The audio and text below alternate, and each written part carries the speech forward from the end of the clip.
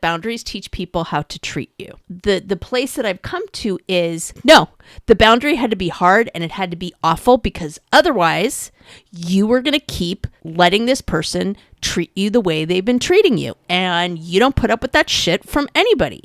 So that's why it had to happen that way. No, it's okay for you to set rules and expectations for people and how they behave towards you, how they treat you, how they think of you, how they act around you. It's okay to set the guardrails. Absolutely. It's just like that line in the sand that we all have to draw. What are we no longer willing to tolerate? And, kind of like how we talked about earlier, I feel like it's a learning curve. There's definitely a learning curve when it comes to women setting boundaries and protecting their peace, because that's not part of the script that was written for us. Nobody told us or taught us how to set boundaries. We're conditioned to just sacrifice until we have nothing left to give. And that, people being upset or disappointed with you is like a fate worse than death.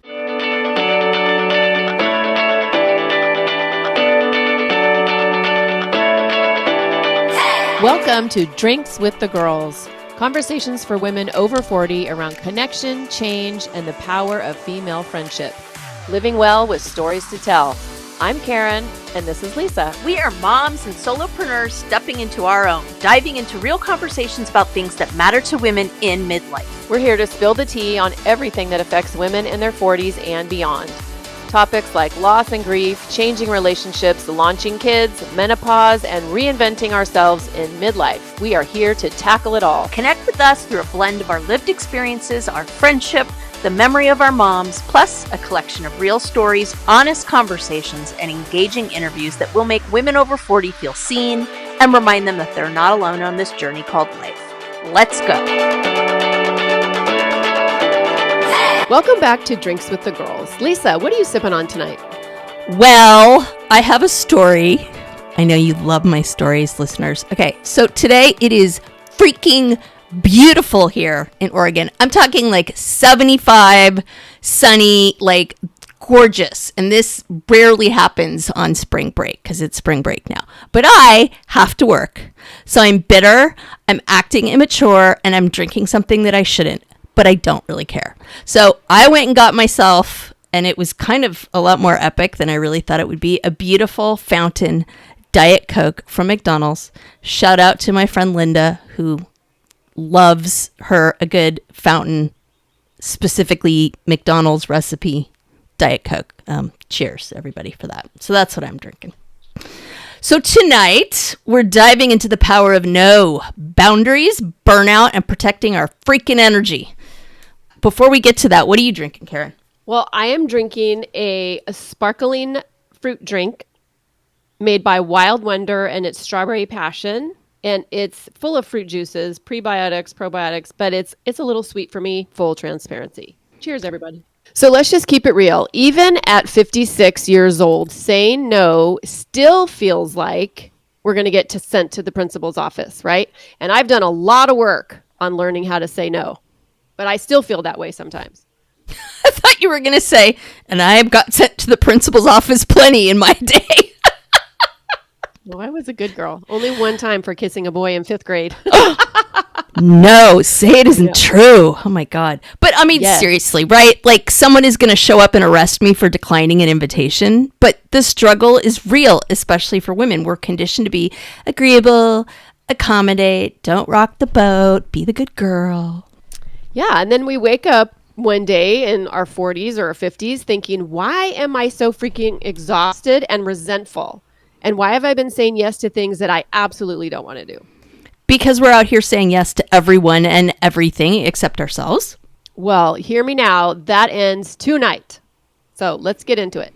Boom. Can you think of the last time you said yes to something that you really didn't want to do? And I had a personal or relatable story that I was totally convinced that I would remember. And now, of course, I can't remember. Right? I do that all the time. Oh, no, I don't need to write that down. I'll totally remember.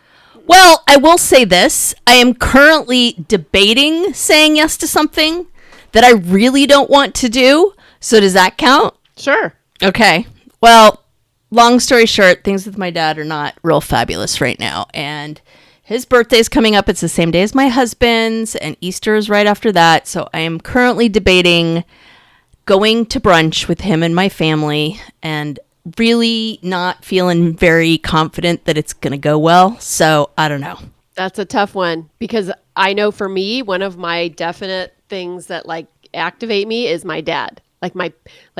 He's my only parent that's still around, but it's just, we don't want to disappoint daddy. Yeah. Well, yeah. Let us know how it goes. Sending you all the good, strong vibes I can. Oy. And, we've been trained basically since we came out to avoid disappointing people at all costs as women, right? It's ingrained in us that we don't want to disappoint anybody.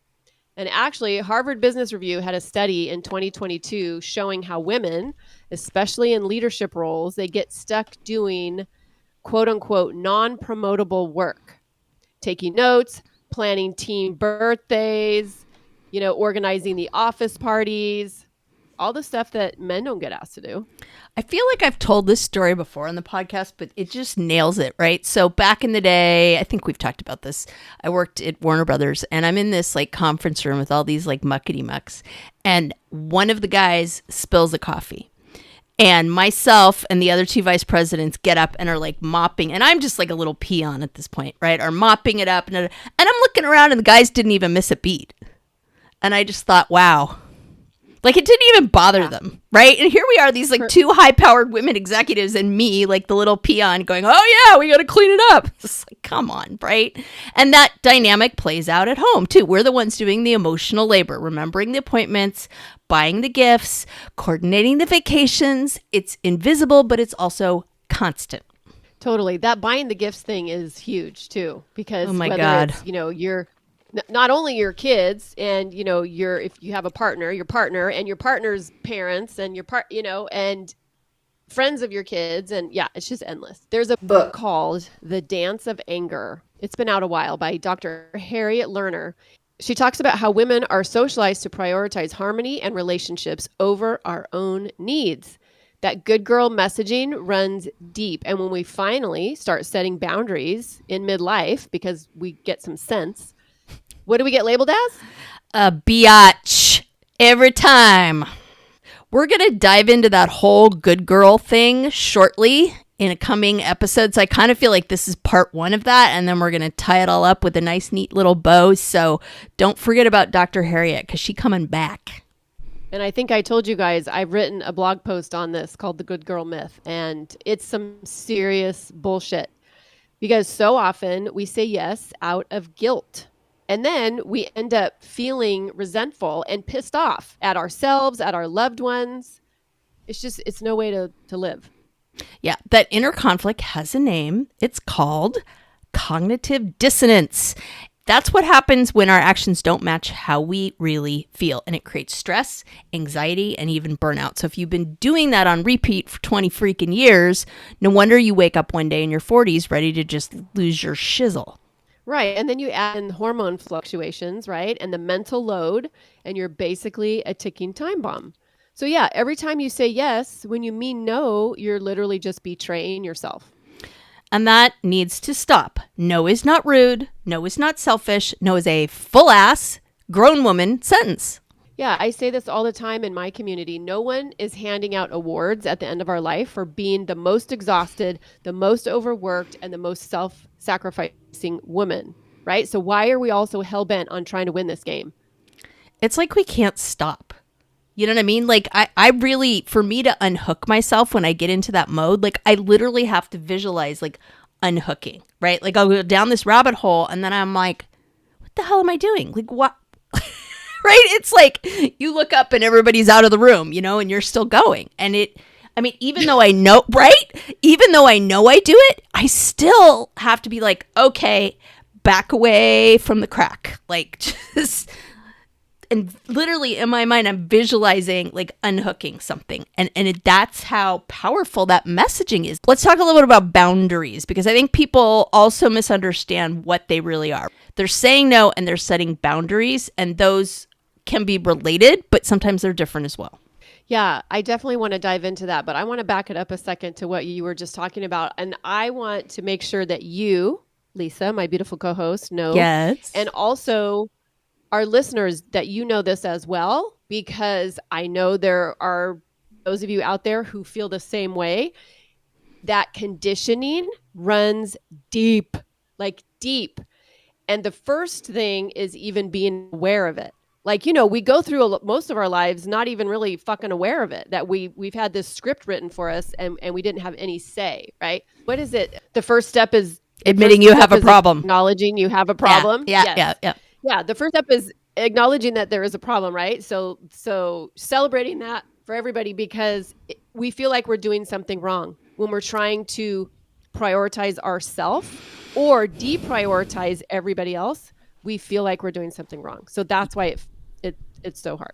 And there's also this like misconception that boundaries are mean or cold, right? Yeah. But Dr. Brene Brown, who we love, puts it perfectly, that boundaries are simply what's okay and what's not okay. That's it.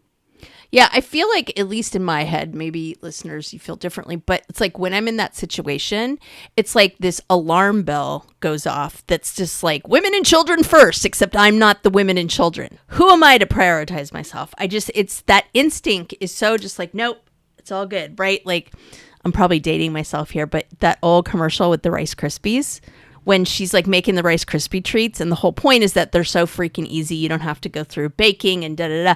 And so it's like, Rice Krispie treats, the easy treat for your family. And then she's in the kitchen just like drinking wine or like whatever. And then they're like, Mom, is it ready yet? And so she grabs some flour and like puts it all over her face and makes this big sigh and then just goes walking out, right? Like it's hilarious, right? So that's what it feels like to me, for sure. I can't believe you've never seen that commercial. I mean, I probably have, but I can't remember what happened yesterday. So, okay. It's just not in my memory. It's all good. Memory bank. It's all good. So, back to boundaries. I squirreled. Why does it feel so damn hard to set them? Well, I think kind of what we were just talking about a minute ago. It's, because we've been following this script that society wrote for us, that tells us it's important to be liked. We don't want to be difficult. Right? And we get to this age, our 40s and our 50s, we've been people pleasing for decades, right? Then something happens. One of the beautiful things in midlife is that we have like this awakening. We start to understand the things that we're no longer going to fucking put up with. And this, I think, is one of those things. And so we've been a people pleaser for years, but then when we start saying no, we actually start setting some boundaries because they've been crossed one too many times. People don't like it. The people who are in our lives who are so accustomed to us doing all the things do not like it when we say no. And then this makes us question ourselves because it gives us those feelings of, oh my gosh, they're not going to like me, or oh my gosh, I'm disappointing them. It makes us feel like we're doing something wrong. Sort of a squirrel, but not really. I think that is one of the reasons that song Espresso by Sabrina Carpenter just hit the charts this summer, because that whole line, I mean, the character in there is just like, yep, you want me, you're lucky to have me, like, I make you act like you're on caffeine, right? But the line about my give a damn is on vacation, and the way she says it is just like, oh, because she's got this kind of high voice, and I freaking love that, right? It's like the last F to give. I'm done. Right.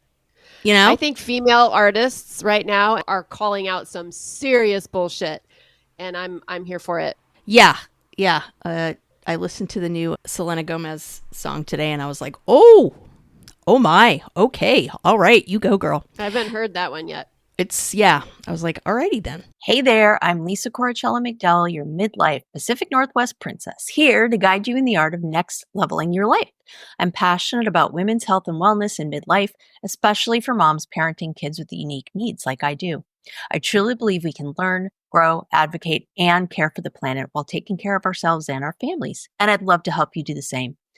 Plus, I'm beyond excited to announce the launch of my new membership, the Empowered Parent Collective, this March. It's a space for parents to confidently advocate for their kids, build inclusive communities, educate themselves, and find balance and support along the way. To find out more about the Empowered Parent Collective, my classes, wellness offerings, parenting tips, advocacy resources, and exclusive Drinks with the Girls goodies, head to nextlevellifewithlisa.com. Let's survive and thrive in the messy middle together. Cheers. Okay, let's get practical. How do you know? I'm laughing. How do you know where you need a boundary? Like, I'm sorry. You freaking know where you need a boundary. That is not the problem, okay? And Well, I think here's the thing. When you first start feeling some kind of way and you're like, wait a minute, what is going on here? Right? Why am I feeling resentful? Why am I feeling exhausted? Where am I out of alignment? Right?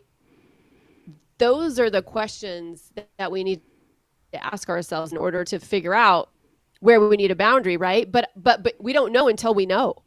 So until we start asking ourselves those questions because we're feeling these ways, we're not going to even know we need to set a boundary or do anything different. Does that make sense? yeah, no, it does. It does. Oh, it's here, there, and everywhere. Yeah. To make it easy, all you have to ask yourself is, where do I feel resentful? Where do I feel exhausted? Where do I feel out of alignment? And those will lead you to the places you need to set boundaries. Yeah, those are your red flags. So one of the things I've been experiencing lately, well, a while now, female friendships, and when they fall apart, I've been dealing with this lately. And talk about like boundaries. Those are just friggin' messy when female friendships fall apart, and just in terms of boundaries. And I've been dealing with that with one particular person lately, and it's horrible. It's really, really horrible. And trying to set boundaries and like feel like you're coming out of it fairly unscathed, it's really freaking hard, right? And I know something needed to shift. I was resentful. I was exhausted, but that's a whole other story. So I am going to benefit from these few ways to say no in this particular case. So here's some ideas, because you guys know we always like to leave you with something practical. I appreciate you thinking of me, but I can't take that on. Thanks for reaching out, but I'm going to have to pass. Or just the straight up no bullshit answer. I am protecting my energy right now, so I'll need to say no. Whoa. I mean, that third one, that's pretty in your face. I don't know. I mean, and not in a bad way. Yeah, but I don't know. Myself, I would have a hard time saying that. I can think of a few people I'd like to say that to, but I don't know. I don't know that I'm going to get like that up in someone's face about it, you know? Yeah. Yeah. I think, yes. And I don't know if it's because that old conditioning just dies hard, but that feels a little edgy to me.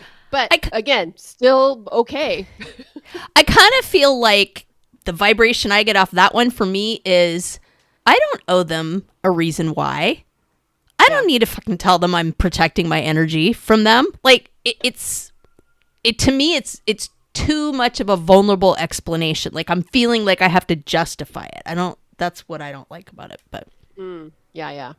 Here's the key to all of those statements, or whatever feels good for you. You might come up with an empowering statement that allows you to set your boundary, that is something other than what Lisa just talked about. But the key is no excuses, no long explanations, just no. You say one sentence, set your boundary, in a kind way, and that's it.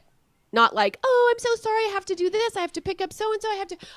Blah, blah, blah, blah, blah. None of that. None. Yeah. In fact, research shows that people respect you more when your boundaries are clear. You're not damaging relationships. You're strengthening them. True story. So let's talk about burnout, because what having pliable boundaries leads to is burnout, because saying yes will land you there, right? And super fast. And burnout is not just having too much to do. It's about the emotional exhaustion. It's the lack of control, right? If you're saying yes when you want to say no out of obligation, you're not in control of your own choices, right? And that's exhausting. It's the chronic overcommitting. Everybody knows they can always rely on you, that you always say yes. So guess what? They're always going to ask you, right? And just that overall feeling that your life is out of alignment, like who you are on the inside, what you want to do, the choices you want to make, you're not able to make them, and you end up doing things that are not aligned. I recently was creating some content for a group of moms that I haven't always worked with in the Empowered Parent Collective. And that was homeschool moms, and speaking to this idea of burnout, and just this idea that like, just because you're there 24/7 and doing all the things doesn't mean it's okay to feel burnout. And I really was trying to give a subset of those parents, ones that parent kids with unique needs, just some ideas in terms of how to like not set boundaries with their kids as in like absolutely not, but just create an environment that allows kids that can struggle to have some structure that doesn't make you feel like you're just like constantly on play all the time. And I really enjoyed it. It was a kind of a cool experience creating that content because that's a group I haven't worked with before. So I'm hoping to do some of that again. So, Coach Karen, how should we be protecting our energy? Give us some ideas. I think, well, I want to talk about that in a second, but I also want to talk about what you just said. I did it again. You did it again. Oops. For those of us that are parents, or a majority of our listeners are not going to have young kids, but I think if I could look back, and maybe change something that I did as a mom, that might be one of it, is like start setting these loving, gentle boundaries early with your kids. So then when they get older and you try to start setting boundaries, they're not like, what the hell is going on? Right? Just in terms of our time as parents, going to the bathroom by yourself. That's just what I'm thinking of. And it's hilarious? Speaking of that little like rabbit hole, I literally have to make myself close the door. Still, like my brain, I've got my kids are almost 18 and almost 15. And I still have to be like, no, I can close the door. I mean, like, hello. Right? It's just like, oh my God. Exactly. But talking about protecting our energy, because that is what we want you, our listeners, to walk away with is how can I protect my energy, right? How can I set boundaries? How can I say no? How can I protect my energies? And I break them into 3 different categories: the mental space, the physical space, and the emotional space. And for me personally, I've learned to set my boundaries ruthlessly. I've gotten really good at making choices that are best for me without guilt. And let me tell you, the without guilt part is the key. And it's not easy. It's not easy to learn to do that. Like you were talking about earlier, Lisa, that guilt, man, and especially a mom guilt or a daughter guilt, that shit runs deep. And so it takes work and it takes effort to really, like you said, unhook from that, right? But I also practice mindfulness. I just try to stay present because I'm a recovering overthinker and I will overthink shit to death. And I literally spiral, right? So staying present keeps me from spiraling into that overthinking about, the past, things I've said, things I've done, regret, whatever. And it also keeps me from worrying too much about the future. So that's mentally. Physically, I prioritize sleep, and I've only gotten good at this since I've been in menopause because that makes such a fucking difference, a game changer, whether or not I get, 5 hours sleep or 7 or 8 hours sleep. I also, and this has always been true for me, but to protect my energy physically, I try to get outside every day. Like even if and like you said, now the sun is shining. By the way, it's supposed to be like almost 90 degrees here in Southern California, which is bad and wrong. I mean, I'm here for the sunshine, but 90, are you kidding me? Just send about 20 degrees of that my way, please. You got and a little sunshine on top of it, and we'll call it good. You got it. But being outside, the fresh air, the sunlight, the nature, I love laying in my hammock. I'll take my laptop out there. And my chicken therapy, that is my ultimate stress reliever. And then emotionally, I surround myself with women who lift me up. I've learned to let go of relationships and commitments that drain me or that don't lift me up. And no shame in outgrowing things or people, right? But I also take this to my social media accounts. Like I'm very picky about who I follow. on social media. And every so often I'll do like an audit. And it's like, is this account still speaking to me? Does this still align? Do I feel good after, engaging with the content, right? And if not, gone, done. They get the axe. How about you? What do you do to protect your energy? Yeah, I mean, a little of everything, kind of what you just said. I mean, we did a whole episode on sleep and this idea of no more revenge bedtime procrastination. So if you have no idea what the F I'm talking about, go to that episode, because that was an interesting eye opener. Definitely sleep. I also, and this has only happened like since I've gotten older, I really prioritize not putting up with people treating me like shit. And that's my kids, my husband, my coworkers, bosses, my clients, anybody. Do I always succeed? No. But I really am at the point where I'm like, I don't sit there and take it anymore. Right? I'm just like, not acceptable, not okay. And I have gotten pretty militant about that, because I find that for me, it's a slippery slope. And if I let it happen, then it gets worse. And I just feel like shit, which I don't like. When the weather's nice here, I love to get outside. I'm not, I may live in the Northwest, but I'm not a huge fan of the gray. It's not even the rain, right? So for me, it's hard to kind of get out in that kind of weather. But I definitely love the outside time. I like to prioritize my yoga. I'm finally done with this frickin' flu, and so I need to get that back on the schedule.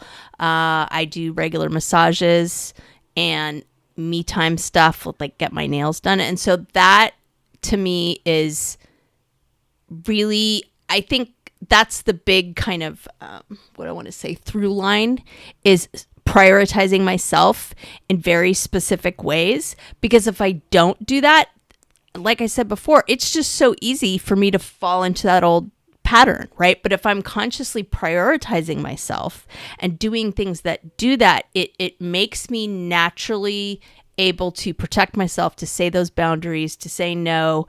And that's not to say I don't feel like crap sometimes when I do it and have to fight that conditioning. But if I am not getting myself in that space in the first place, then it's never going to happen. Girl, that's music to my ears. I love that. My name is Karen Shatafian, and I am a shameless coffee addict and empowerment coach for women, and my love language is authenticity. My mission is helping women unapologetically design a life they're in love with. Because what the hell are we waiting for? My website, KarenShatafian.com, has all my coaching packages and free offers, like my Midlife Reclamation Guide. In it, you'll find tools to help you decide how to create the most inspired and empowered version of yourself and your life. You can find me on Facebook and Instagram talking about ways women can show up for themselves after decades of showing up for everyone else. Join me as we throw off the shackles and live our best freaking lives. See the show notes for all the details. Cheers. This is one of the things that I learned from Coach Karen, one of the many things that she can help you with. And I remember when we were trying to get me through the stage of like, yes, it's okay to prioritize your own pleasure, which she's talked about on this podcast before as being one of the hardest things she coaches women to do. But I remember, I think I still have the selfie, and I was like, I'm going to take myself out to breakfast this morning, and I'm going to work from breakfast, and that's what I'm going to do this morning. And I took a selfie and showed her what I was eating, and I sent it to her, and she's like, yay. But like, that's what I literally had to do to be like, okay, right? It's not going to just happen, people. I'm telling you right now, like, you need to be actively participating in that. And I tell you what, hiring a coach was one of the best things that I did, because I was not going to do it on my own.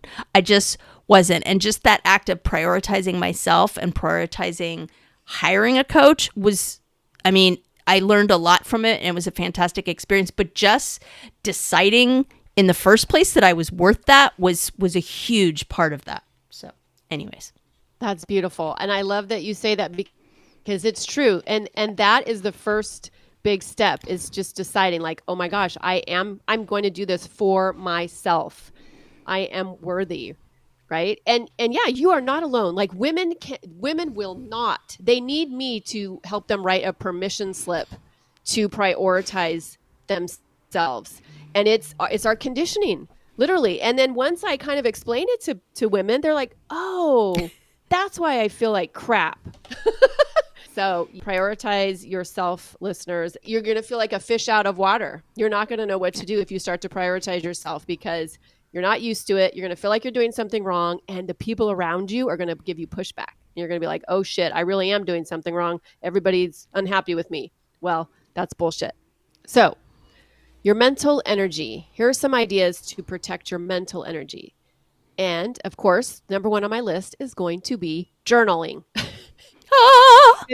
This is a good way to declutter your mind, right? Whether or not you're dealing with something major, if you're feeling overwhelmed, you're feeling scattered, you're feeling lack of motivation, whatever you're feeling, your journal is an excellent way for you to protect your mental energy because you can get some of that BS that's floating around in your brain, get it out, get it into your journal. Just do like a brain dump, really, and just put it all on paper. And the other thing you could do, and I know a lot of people freak out when I say this word, but you can meditate, right? And that doesn't mean, being in a meditative state for an hour. It could even just be as simple as, being in a quiet room and praying, just getting quiet, literally letting your brain frigging decompress. The other thing that's important is that you limit your information overload. And especially right now, if you are in the United States, you get bombarded every day with political BS. No matter what side you're on. Like it is just all encompassing either way. Yeah. And I had to decide. So I started following a couple email newsletters and with Substacks, people that I respect. I know that it's non-partisan. It's and it's fact checked. So I just rely on these two things that show up in my email every day to get my information of what's going on politically. And I do not do the doom scrolling, and that's a boundary I've had to set with myself, especially at night when I go to bed, because I lay in bed, I love me some Instagram. I'm not a TikTok girly, but man, I could scroll on Instagram and then poof, 20 minutes has gone by. So I've really had to set a boundary with myself on that. True and story. Then the other thing I would say is just stay curious. Like Lisa loves to talk about, be a lifelong learner. This keeps your brain active and it keeps you kind of like almost on the edge of your comfort zone, because if you're staying curious about things, then that means you're like expanding your horizons a little bit about, what's interesting, what lights you up, what sounds, kind of fun and exciting. And then maybe you'd even take that step to take that curiosity, like a one step further. Yeah, and we actually talked about that.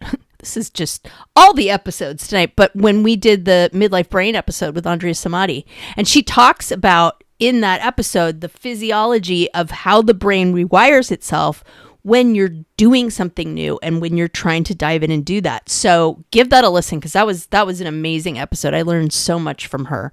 She's so freaking smart. You're so good at remembering all the things. It's all good. One day I'll be Dory with the episodes. Which episode was that? Where was I? What did I do? That's me now. I wasn't going to say it. Whale. Oh my God. That's one of my favorite scenes ever. Do you speak whale? Oh my God. She's the best. Yes. Anywho. Okay. So some suggestions I have for protecting your physical energy. This is one of those do as I say, not as I do moments as I suck down my McDonald's Diet Coke. Just stay with me here because it was a day. I was mad. But you do have to fuel your body with foods that actually support you. Hydrate, not soda. Like I'm so like off the health and wellness script today, but it's all good. Sometimes you just need to do that too. Girl, it's called balance. Yep. Some other suggestions would be to move in ways that you enjoy. So dance, walk, lift weights, stretch. I love my yoga. Respect your hormones. Perimenopause and menopause will change your energy. Adjust accordingly. Oh my God. I was on a business trip last week and it was hardcore. I was working my little patootie off and I could not figure out why I was so freaking tired all the time. I'm like, what is my deal? Like, I cannot get out of bed. Well, after 2 days of this, all of a sudden I was like, I didn't take my thyroid prescription. Oh, shit. Yeah. It was like, that makes a difference. potentially that could be why I couldn't get out of bed in the morning without a friggin' forklift. And it's like, I mean, we're just at the point where those hormones need to be regulated, right? And we're going to have a whole episode coming up on HRT. I actually think we're recording that next week, and we're going to really dive deep into that. But like, excuse my French, but we are not at an age where you can fuck around with hormones anymore. There's just not a lot of room for error. So yeah, that the next day I was Truth. like, oh my gosh, I have so much energy. Duh. All right. Anyways, the other one, I was just like, Lisa, you idiot. I was like, there's not enough coffee in the world. Like, what is going on? So the other one is rest. No guilt. God, I have a hard time with that one. Recovery is productive. And I have to talk myself into that sometimes, like a weekend nap where I'm like, you know what? If my eyes are like falling shut, my husband will say that to me all the time. He'll his thing is like, and I don't know exactly what he means, but I know like what it looks like physically, but I know what it means. He'll say, you're going all white. You need to rest. And he says he can just look at my face and be like, nope. So, Yeah. But yes, you are not alone. Women have a really hard time letting themselves rest. But have you noticed men have zero problem taking naps at like 2 p.m. in the afternoon? And that is a cause for friction in my marriage because my husband's always like, you Americans, you're going to work yourself to death. And I'm always like, you've been in America for almost 20 years. Shush. Right? I think like South American country and Europeans. I mean, what about a siesta? Yep. What about how everything shuts down in the afternoon in Europe? I mean, we Americans, we're so far behind when it comes take to that. all of August off. Like, don't Yes. even get me started on that whole Yes. thing. Anywho, so if you are having trouble with your emotional energy, right, just give yourself a freaking break because midlife is literally the season of transformation in all the ways. What's happening in your life, what's happening in your body. So just give yourself a break. And another thing that is really beneficial is laugh more. Like laughter is literally medicine. And I know it's easier said than done. It's like you're not just going to, go around laughing or whatever. But I've been watching stand-up comedians that I like on Netflix. And by the way, I'm really excited. Chelsea Handler's coming out with a new one tomorrow on Netflix. I can't wait. But yeah, seriously, like laughter is that's one of the easiest ways to really improve your emotional energy and guard your time and attention like the currency it is.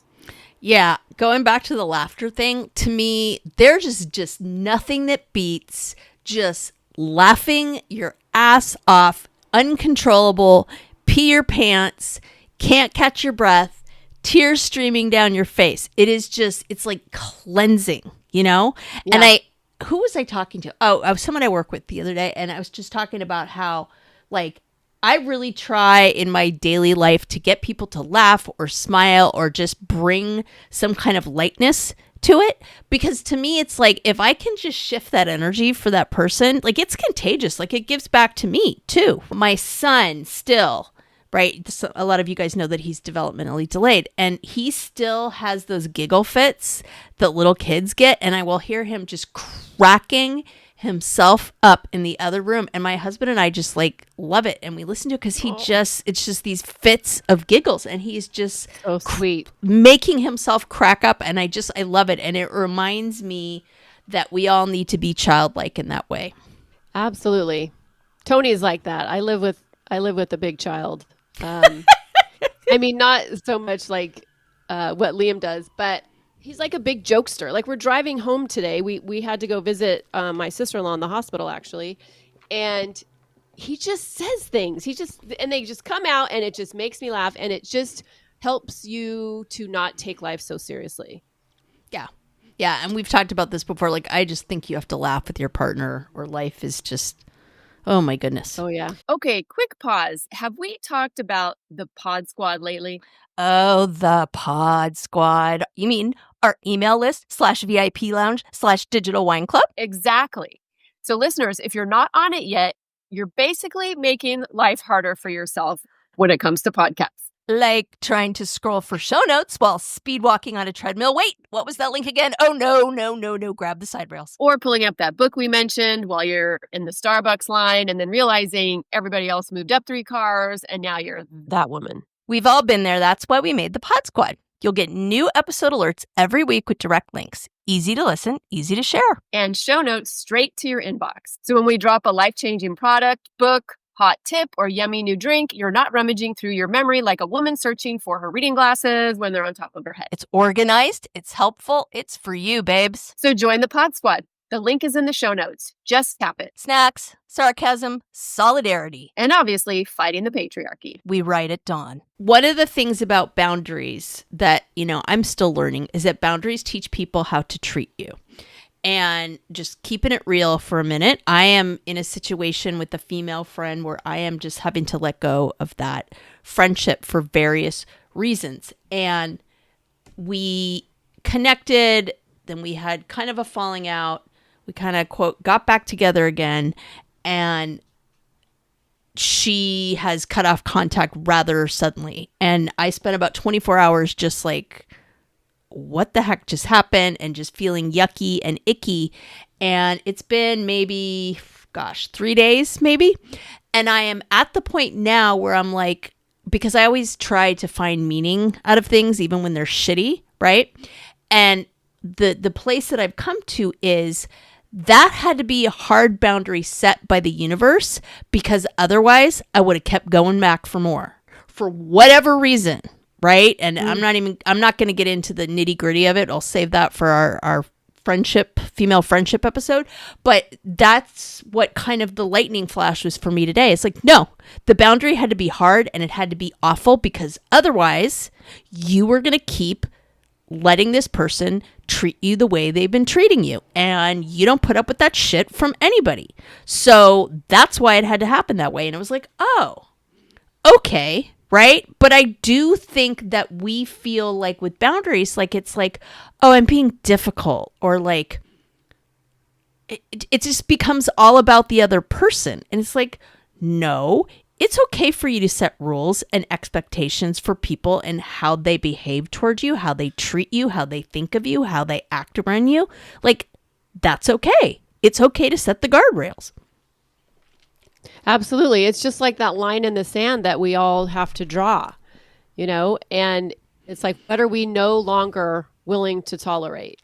And, kind of like how we talked about earlier, I feel like it's a learning curve. There's definitely a learning curve when it comes to women, setting boundaries and protecting their peace, because that's not part of the script that was written for us.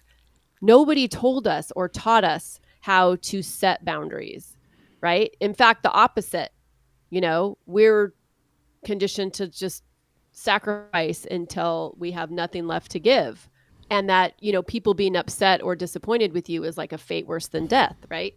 And, the other thing is, it's okay to let friendships go that feel one-sided, And I think that is a hard thing. Well, I'm going to speak for myself. That's a hard thing for me, because it took me, I think I was maybe 40 when I realized everybody who I considered a friend did not have to have the same level of access to me. Like, I thought if this person is my friend, then the boundaries are all the same with all the friends. And that is definitely not true.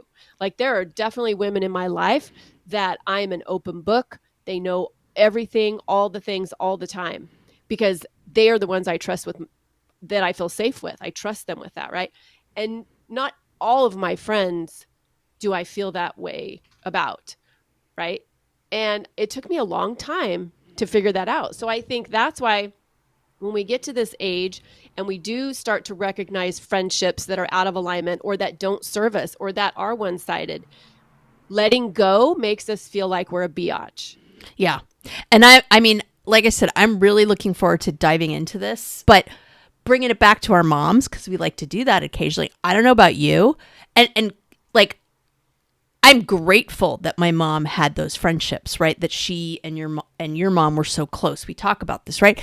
But it set such a high bar for me. Like, I thought everybody met their bestie, like literally, legit. Everybody met this bestie group of women in college, and they were like friends for life, and they raised their children together and like did everything together, and that was the way it went. And so when that didn't necessarily happen in that way for me, I immediately went to, well, what's wrong with me? Right? And I don't know if you had that experience, but that definitely colored my view of all that. And I know we're a little bit off topic here, but I do think that it has to do with boundaries, and that it is okay. Like, you don't have to be like a walking emotional sieve for everyone just to keep like your friend quota in your life, to your point.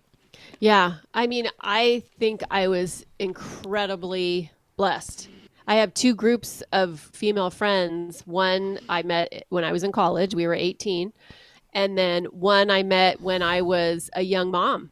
And it was the moms of the kids who went to preschool with my kids.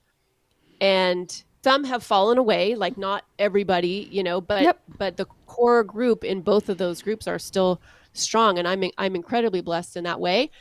There's been other friendships that have come and gone. And yeah, I think boundaries is a huge deal when it comes to female friendships. And you do not have to attend every family function.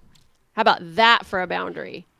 And especially with big families, that is hard. I'm in a weird situation now where I don't have a lot of family around me, but when you have a big ass Italian family and then more it's a lot, And I know you have a very big family that you are actively in contact with now, so I bet it's tough. Yeah. No,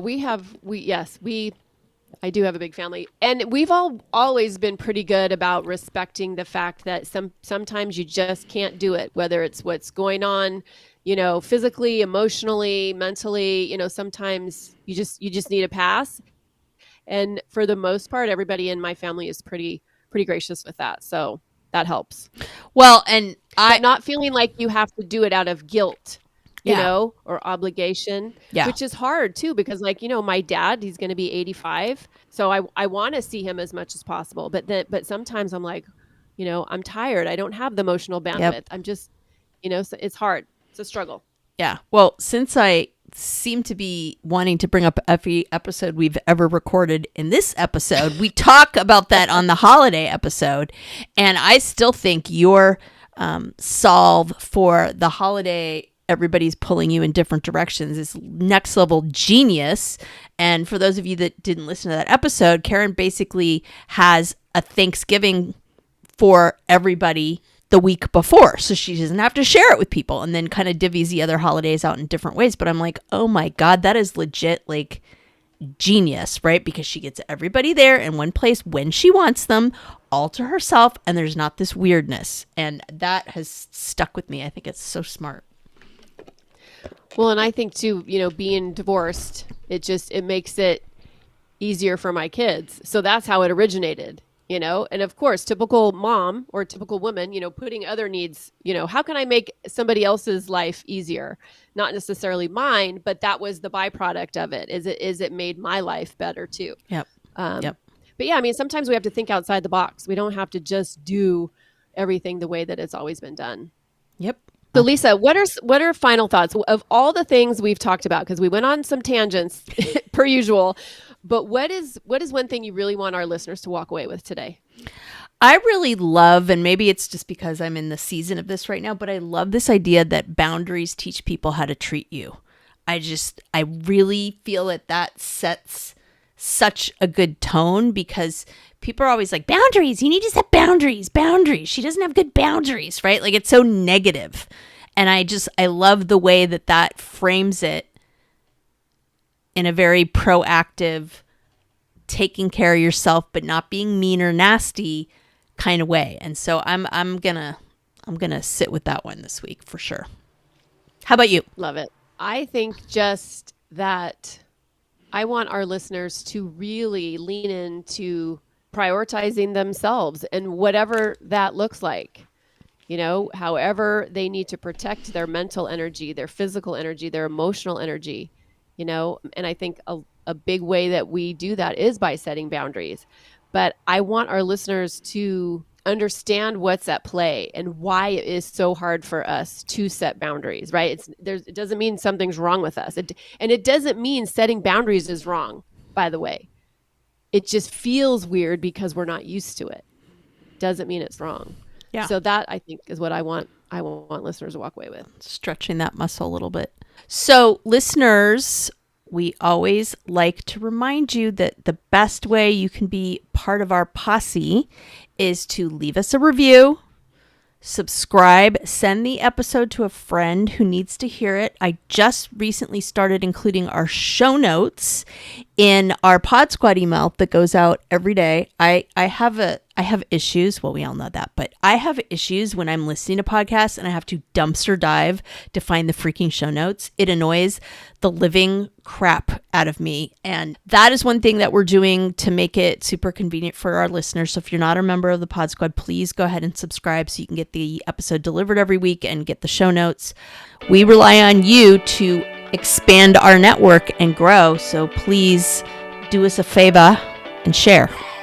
Thank you, listeners, for joining us for another fun episode of Drinks with the Girls. And if anything in this episode resonated and you want to share with a girlfriend, please pass it along because we just want to grow our community.